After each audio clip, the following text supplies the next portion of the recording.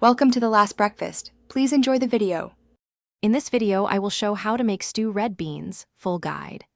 Drain soaked beans and start by sweating onions, garlic, and celery in oil until softened, then add spices. Add beans, stock, and a bay leaf, bring to a gentle simmer, and cook until tender. Finish with salt, pepper, and a splash of vinegar to brighten flavors. Taste and adjust seasoning before serving with rice or bread. Build flavor gradually and be generous with aromatics for a rich stew.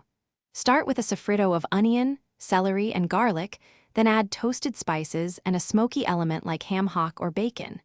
Simmer gently so flavors meld without breaking the beans. Adjust salt late and brighten the pot with a splash of vinegar or a squeeze of lemon. Garnish with fresh herbs and serve over rice for comfort.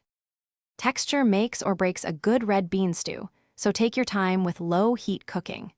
Keep a gentle simmer to avoid skins bursting and to let beans soften uniformly. For a naturally thick stew, mash a cup of beans against the side of the pot and reincorporate.